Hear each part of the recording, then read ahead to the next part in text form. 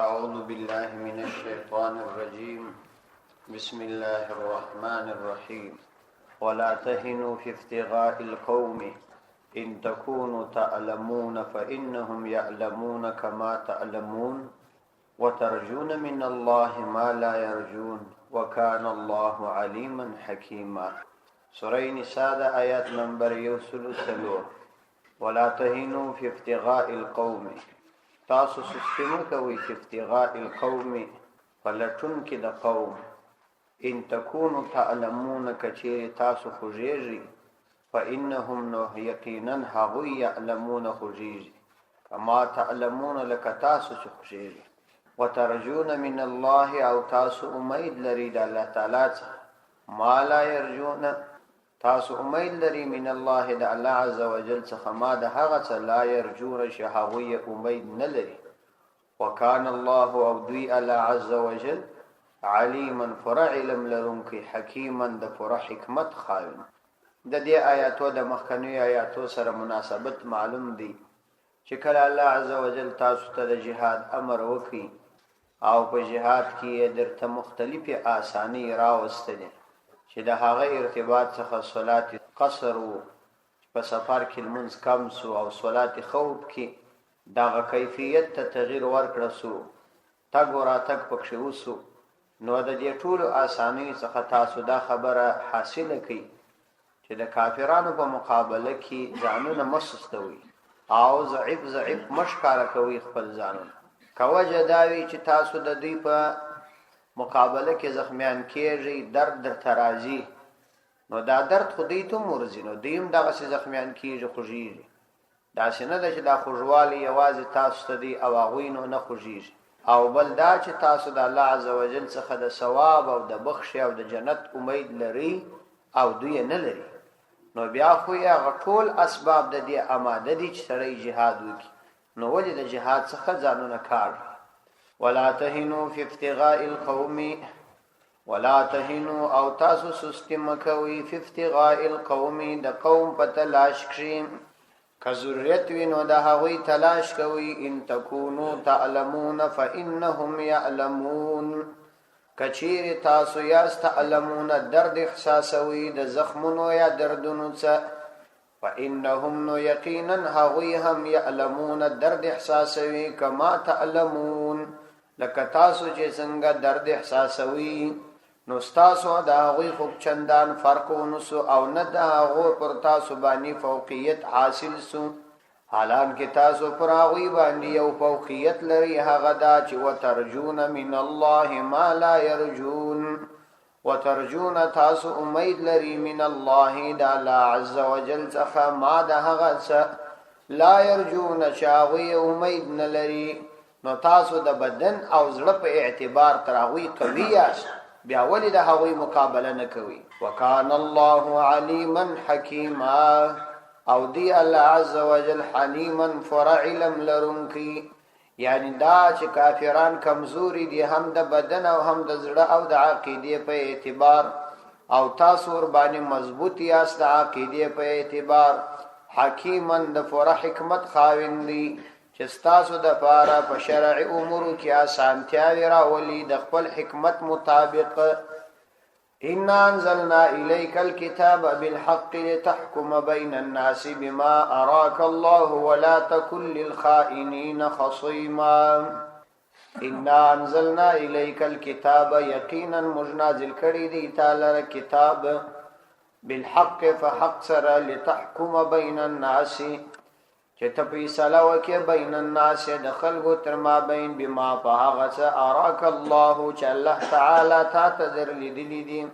ولا تکن او ته مه کېږه للخائنین خائنانو لره خصیما ملګري د هغوی د طرفه جګړه کوونکي. د دې آیاتو د مخکنیو آیاتو سره مناسبت دا دی چې مخکې آیاتونو کې الله تعالی د جهاد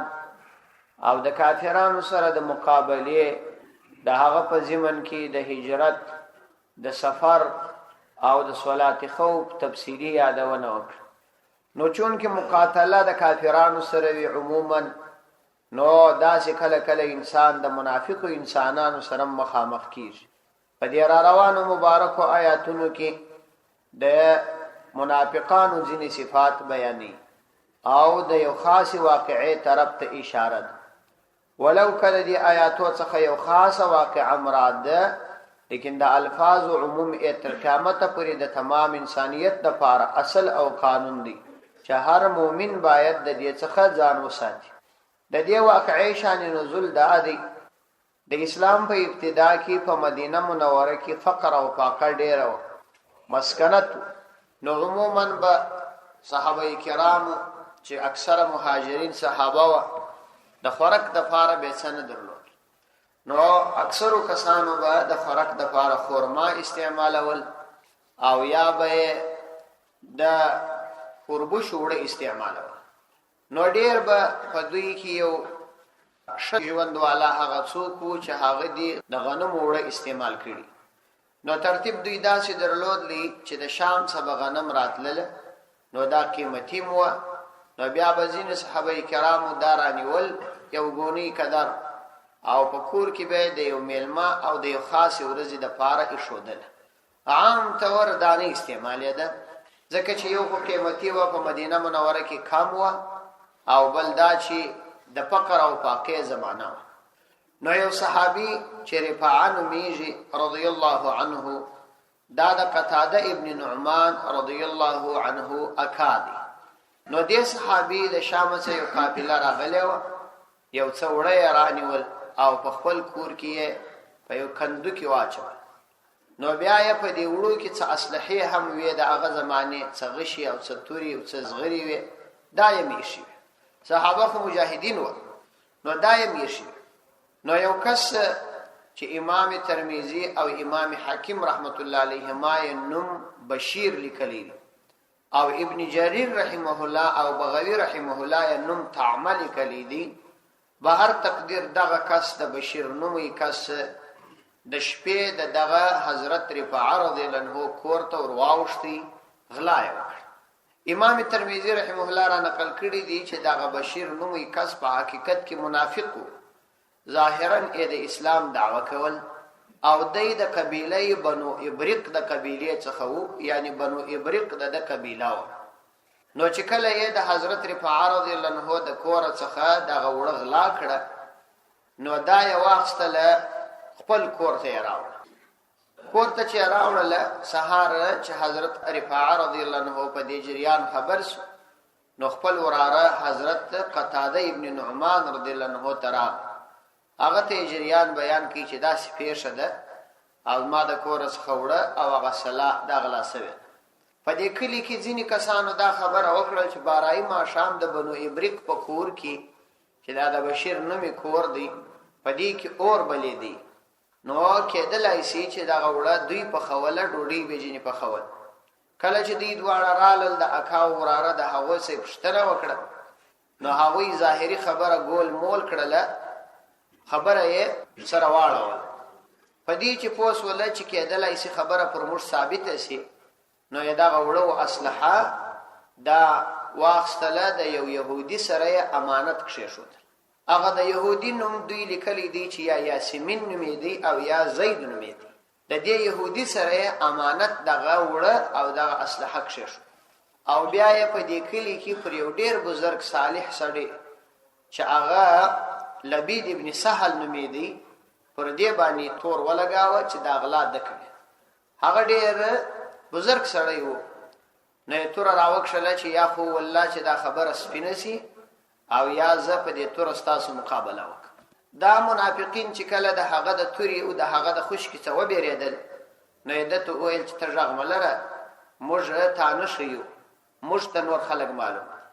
نو یې قرار پر دې یهودي باندې دا الزام ولګاوه چې دا غلا دی يهودي کړي. د ترتیب هم داسې جوړ کړي چې د حضرت رفاعه کور څخه لږ څه دا وړه تر هغه يهودي در کوره پورې پر لار باندې لږ ځینې ځایونه توی کړه چې سړی ته دا معلومه شي چې غلا دی يهودي کړي. قتاده رضی الله عنه او دا رفاعه رضی الله عنه چې غلا ورڅ شوی ده، د هغوی پر دغه بشیر نامې باندې ګمانو چې غلا خودو کړی ده، او دوی چې يهودي په مابین کې راولي، نو دا يهودي به اس دوی بدنام کړي. يهودي انکار وکړي چې دا ماته دوی په امانت دا شی دی ماغلا کړی نه دی، دا دوی ماته را. خیر خو دا رفاعه رضی الله عنه او قتاده رضی الله عنه دواړه پیغمبر علیه السلام ته ورغلل. نبی علیه السلام ته وویل چې زموږ ګمان پر دغه بنو ابریق باندې کیږي چې دا غلا به دوی کړي او هسې بیا پر دې يهودي تاوان کړي. نو کله چې دوی خبر سوله چې پیغمبر علیه السلام ته زموږ شکایت سوی دی، نو دوی خو ظاهري ځانونه مسلمانان بلل، نو دا بشیر نو منافق او د سره د قوم ځینې کسان د بنو ابریق قبیله ټول راغله. پیغمبر علیه السلام په مخ کې قسمونه شروع کړ چې موږ مسلمانان یو، دی را ولاړیږي د يهودي په مقابله کې پر موږ تهمت لګي. نو پیغمبر علیه السلام د حضرت قتاده او رفاعه رضی الله عنهما ته وویل چې تاسو ته دا نه ده مناسبه چې پر یو مسلمانه کورنۍ بلا ثبوت الزام ولګوي. نو رفاعه رضی الله عنه او قتاده رضی الله عنه په دې ډېر پریشان شو چې د پیغمبر علیه السلام دا خبره کاش کې مشته نه وای سي. ډېر پریشان شول چې کاش کې خدا مال تللی وای او دا خبره نه وای سي. الته يهودي پیغمبر علیه السلام را اوغشتي، هغه هم شاهدان نه درلودل او سامان داغه په کور کې موجود سو. نو شرعي ضابطه دا ده چې په هغه باندې به شرعي حد لازمي او دلته داخله ګر شاهدین پر ادا کوي چې غلا ده کړي. اوس خدای انکار په دردم نه خوري، ځکه شاهدان دي ور باندې استدوی چې دا شی موږ د ذکر پیدا کړي د ذکرو. نو پیغمبر علیه السلام نږدې و چې داغه په ارتباط باندې فیصله وکړي چې لا سه باید قطع شي. یو رکوع د قران کریم دا آیاتونه را نازل شو، کامل رکوع را نازل شو. په دې رکوع کې الله عزوجل د حضرت قتاده او رفاعه رضی الله عنهما او د حضرت لبید ابن سهل د دې صفای بیان کړ چې دا پاک خلک او دا غرنګي دا يهودي پاکیم بیان کړ چې دی غلا نه کړي، بلکې خائنان او منافقین دغه بشیر نامي کس دی او دا د قبيله ده چې د حامیان او کاذبات دي. نو الله عزوجل په دې روانو آیاتو کې دا واقعا بیان کړي. دغه بشیر نامي کس بیا چې کله خبر وسواس ول دا په خوا منافقو د مدینه منورې څخه وتښتې دی، مکې ته ولاړی، د مشرکانو سره ملګری شو. هلته یوې مشرکی شذې په کور کې ځای ورکړ. کله چې هغه په خبره سول چې دا خو غل دی، هغه د کور په واخست، بیا هلته ګرځې دی، نن پر دې قرباني شپه، سبا پر هغه قرباني شپه، بیا یو بل کور ته د غلا د پاره لار جوړ کړ. پر دیواله اوشتي، دیوال پراونړې دی، تر هغه دیوال لاندې مړ شو. نو روانو آیاتو کې الله تعالی دغه واقعا بیانوي. ان انزلنا الیک الكتاب بالحق، یقینا موږ نازل کړی دی الیک تعالی الکتاب کتاب بالحق فحق سره، لتحکم بین الناس د فارد دی چې تفصیل وکي بین الناس د خلق تر ما بین پدغه واقعه کې بما اراک الله فهغه چې الله عزوجل تا ته درېدلی دی، یعنی په ذریعه د هغه وحو اراک الله چې الله تعالی تا ته درشودلی دی او تمام حالت درته معلوم دی. تا ته الله تعالی دا وشودل چې بشیر غل دی او بنو ابریق حامیان او ملګری کاذبان دي. ولا تکن للخائنین خصیما، ولا تکن او تمکر للخائنین خائنان لرا خصیما ملګری. یعنی د دې خبره چې کله اصل حال معلوم سو چې دا خلق غلی دي، نو بیا د خائنانو ملګرتیا مکو. ولو که پیغمبر علی السلام خود د دې ملګرتیا نه ده کړې، پیغمبر علی السلام خو عام خبره ورته وکړه، خو د پیغمبر علی السلام د شان څخه دغه عام خبره له هم الله عزوجل په خپل دربار کې مناسبه ونه بل، ځکه د پیغمبر علی السلام شان ډیر لوی شان دی. اگر چې دا خبره ګناه نه ده او نه د خائنینو ملګرتیا ده او نه پیغمبر علی السلام د خائنانو ملګرتیا کړي، ځکه نفي د یو عمل څخه دا نه ثابتېږي چې هغه عمل دی نو یو چا کړي. ولا تکن تمکر للخائنین خائنان لرا خصیما ملګری، لکه څنګه چې دا بنو ابریق دا خواهش لري چې ته د دوی ملګری سي. واستغفر الله، او د الله عزوجل نه مغفرت وغواړه. پیغمبر علیه السلام کوم ګناه نه ده کړې، لیکن چون کې د شان ډیر عظیم دی او دومره اندازه کار هم الله عزوجل د لپاره قابل استغفار وبلی چې ته د الله تعالی سره مغفرت وغواړه. واستغفر الله، د الله عزوجل سره مغفرت وغواړه. ان الله كان غفورا رحيما یقینا دی الله عز وجل غفورا فر بخشن کی رحیما فر مهربانا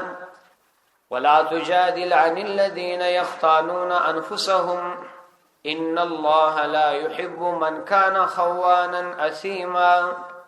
ولا تجادل او تجګړه مکوا عن الذين دعوا کسانو د طرف يختانون انفسهم چاوي خیانت کوي انفسهم د خپل ځانو سره ان الله یقینا الله عز وجل لا يحب نخشوي من كان خوانا اثيما من هغه څوک کان چې خوانا زیات خیانت کوونکی اثیمن گناهګار ولا تجادل او تجګړه مکوا یعنی ته طرفداري مکوا ولو ک نبی عليه السلام طرفداري نه کړي لیکن دا عمل هم د الله عز وجل د طرف د پیغمبر اسلام ته لپاره مناسب نه بلل کېږي ولا تجادل نو ته طرفداري مکوا عن الذين دعوا كسانوا يختانون انفسهم چاوي خیانت کوي انفسهم د خپل ځانو سره لکه څنګه چې دا د هغوی غشتنه هم ده یعنی هغوی خو خیانت په حقیقت کې د نور سره کړی دي لیکن کسړی ورته وګوري په نفس الامر کې د ځان سره خیانت دي ولی چې آخري وبال او سزا او رسوایی برته دوی ته ولاړه ده نو الله تعالی و فرمایلی یختانون انفسهم چاوي د خپل ځانو سره خیانت کوي ان الله یقینا الله عز وجل لا يحب نخشوي بلکې مبغوز لري من هغه څوک کانه چې وی خوانن زیات خیانت کوونکی اثیمن گناهګار یعنی لکه څنګه چې الله تعالی لږ خیانت کوونکی نه خوشي او لږ خیانت کوونکی هم ورته محبوب نه دي نو ډیر خیانت کوونکی خو په هیڅ صورت ورته محبوب نه دي نو دلته چې د مبالغه صيغه راغلي ده د په دی وجه چې دغه منافق د خیانت عظمت بیان کی چې د ډیر لوی خیانت کړی دی یستخفون من الناس ولا یستخفون من الله وهو معهم یستخفون دی پټوي من الناس د خلقو څخه ولا یستخفون من الله او نه پټوي د الله عز وجل څخه وهو معهم حال دا چې الله تعالی د دوی سره دی اذ يبيتون ما لا يرضى من القول وكان الله بما يعملون محيطا اذ يبيتون کله چې دوی د شپې مشورې کوي ما په هغه څه کې لا يرضى شرازي ندي د الله عز وجل من القول فدا خبر باندې وكان الله بما يعملون محيطا او دوی الله عز وجل بما فاغ يعملون چې دوی عمل کوي محيطا کامل احاطه کوونکی یعنی دوی کې دا د خیانت علامه ده چې دوی د خپل خیانت د خلکو څخه د شرم په خاطر پټوي لیکن د الله عز وجل څخه بیان پټي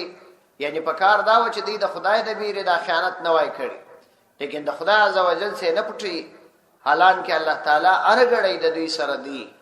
او الله تعالی د دوی په ټول اقوال خبر یستغفون من الناس د کوم خلقو چې د عادت دي یستغفون چاوي پټوي د خپل خیانت من الناس د خلقو څخه